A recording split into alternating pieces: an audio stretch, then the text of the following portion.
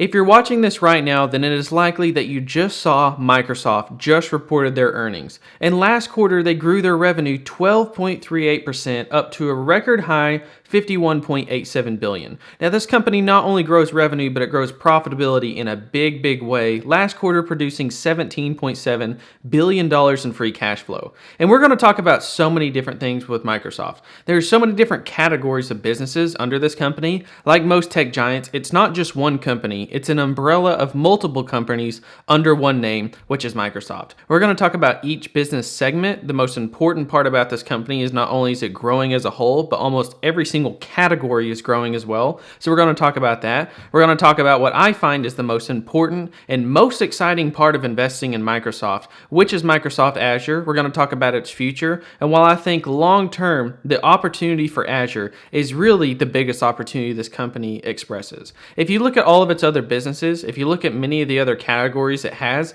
the most exciting one in my opinion by far is Azure. And we're going to talk about in this video why that is. We're going to talk about competitors for Azure, talk about some of the biggest players in this market, and talk about where I think things are going to look at going into the next 1, 3, 5, 10 years moving forward, and what I think Microsoft stock will do. Because if we hop over to M1 Finance, we go to the research tab here, and we type in MSFT for Microsoft stock, you can see that year to date it's down 29%, and it has not had a very good time over these last couple of months. Really, over the last year, it's pretty much been in a straight line down. As you can see, at the beginning of the year, it was $340.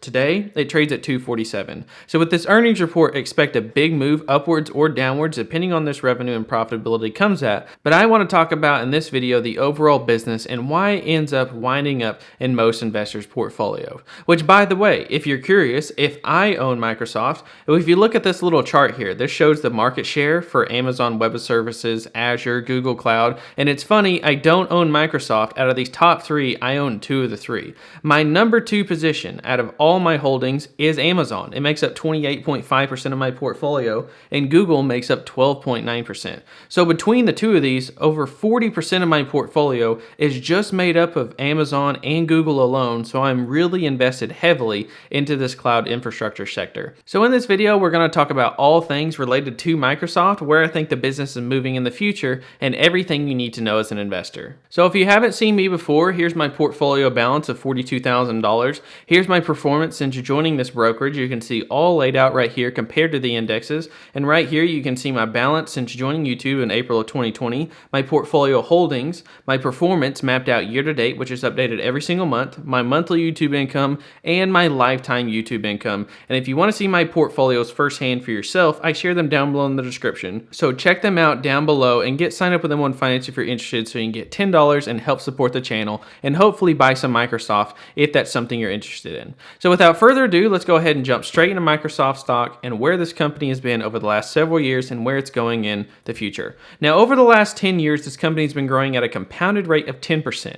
Over the last half decade, they've been growing at a compounded rate of 17%, which is also matched equally over the last 1, 2, and 5 years at 17% compounded. Now, all this is great. 17% compounded growth is incredible, but what we really care about is what this company is going to do in the future. It's great to see that we see growth over the last decade, 2 decades, whatever. But what really matters is what this company is going to do in the future in 2023, 2024, and beyond. And you can see that even up to the most recent quarter, despite this horrible recession, the company still grew 12% year over year, having that record number, and they're projecting more record numbers going into the future and even higher expected to go into 2023. Now, profitability, if we look at the free cash flow, done a pretty much similar story, even growing faster in some cases over the last 2 years, growing 20% in terms of their free cash flow. This company just spits out cash. It's like a money printer. $65 billion last year, $56 billion the year before that, grew 16% year over year, and it doesn't seem to be stopping anytime soon. In the last quarter, it still grew an amazing 9.2% in the middle of the recession, and that even faces FX headwinds, and this company continually pays out dividends, raises its dividend to shareholders every single year, which it just did so in the recent months, and it is paying back its shareholders not only by dividends. As you can see, it's done this incredibly well going back to 2005 from a previous 10.8 billion shares outstanding to today it sits at a most recent 7.47 billion shares outstanding, which is a dramatic downturn since 2005. Now, like we said, the business segment is split up between multiple categories, with the bulk of the revenue coming from Microsoft Azure, 25% making up Office 365, 16% from Windows, 9% Xbox, 6% being 5% LinkedIn, 5% enterprise services, 5% devices, and then other makes up the last couple percent. Now you can see through all these categories, I won't go one by one, but you can see glancing at these, pretty much every single segment in the business is at record levels and is growing year over year. Their products grew from 68 to 71 to a most recent 72 billion. If you look at their products, from 74 billion up to 97, now up to a $125 billion number. It doesn't matter what you look at, whether top line revenue, bottom line profits, this company is hitting on all cylinders. Now, the most important part and the most exciting part of the business, and I think really if you have to be an Amazon shareholder, you're not excited so much about these other categories like you are Azure. Now, I know it's fun to look at Xbox and LinkedIn and Office 365, and those are great businesses and they are growing, and I do think Microsoft will make a lot of money over them in the next 10 years or so, but what's really exciting is Azure. You see this black line, which is server and cloud services. See how it's starting to divert from the rest of the crowd? That's because this company, this segment of the company, I should say, is growing at a level which is just almost unrecognized among any of its peers in the software sector. Look at this revenue chart. From the second quarter of 2015, it's grown quarter after quarter, hitting record after record on a consistent 90-day basis. This is not annual, this is quarterly. 5.5 billion, 6.3, 8 billion, 8.2, 9.4, 10, 12.1, 13, 14, 15.2, 18.9, 20.4, 21.2, 24 billion, 27.6, 34, 36, 38.4, and a most recent 44 billion as of this chart. And this is only showing from 2015 to 2019. I wanted to show the growth over the last several years, and obviously this is much higher in 2022, and this has continued throughout the most recent years. Now the thing is, the dominant market share, the biggest player in this space is Amazon. And it's funny because out of my 3 of my 4 investments, you can see that I am on this chart 3 times. You can see Amazon is my second largest investment. You see Google is my third largest investment, and my number 1 is Salesforce. Now, I own Salesforce for outside reasons. I do think that their cloud services will grow, but that's not really the type of business that Salesforce is. When I look at this chart and I look at market share, I see AWS, I see Azure, I see Google, but really the only 2 that stand out here, not only today, but moving in the future, in my opinion, is Microsoft and Amazon.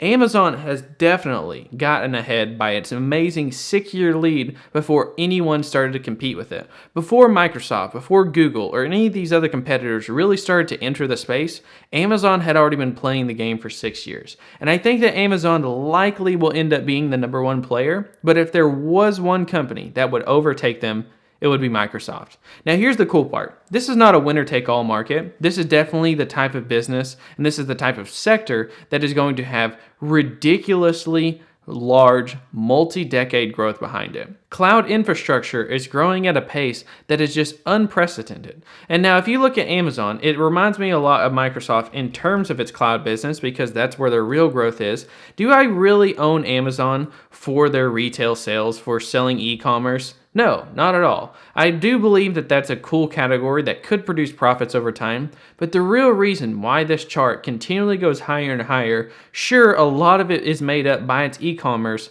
but that's not where the profits come from. The profits, this free cash flow that's been growing over the last several years, almost has nothing to do with their e-commerce and has everything to do with their cloud infrastructure. And that's exactly the type of thing that I am going to see from Azure. They're going to produce so many billions of dollars of free cash flow that they can reinvest back into themselves, and they can invest in long shots. They can invest in holy crap, this could be amazing type opportunities that many other companies just don't have the type of capital for. When you looked at last year, they produced $65 billion in free cash flow. That is just insane. Let's look at, for example, we just saw Amazon We just saw Twitter get bought out by Elon. If it gets bought out, who knows? But you can see that Twitter is a $38 billion company as of the most recent reporting, and that even counts this uproar that we just saw from Elon offering to buy it out. This is a $38 billion company. That means from the profits that Microsoft produced in free cash flow last year, they could almost buy Twitter twice in 1 year. Every single year, they could buy Twitter 2 times over. They could buy the company every 6 months over and over and over again. That's how profitable this company is, and it's doing nothing but going straight up. Like I said, over the last quarter, growing an insane 9%, which is crazy to think at a company at this scale, still growing profits almost double digits. So if you can't tell, I like Microsoft. And this company also has a healthy balance sheet. It's not one that's going to really falter during a recession, and it has one of the most defensive revenue segments and profitability segments I can think of. Office software, office products are pretty much coming at a default for computers and businesses, and they're not going anywhere. That cash pile still sits at a healthy $105 billion, and when you compare to that cash of $47 billion, which has dramatically gone down over the last several years, this company is at a financially healthy spot. They return lots of capital back to shareholders. They have a long runway for growth, and it's one of the most defensive businesses on the planet. And when you add all that up together, it makes sense that this company sits at about a $2 trillion market cap. A PE ratio, a forward PE ratio of 24 might seem expensive when comparing to the rest of the market, but when you consider how incredibly high quality a company like Microsoft is,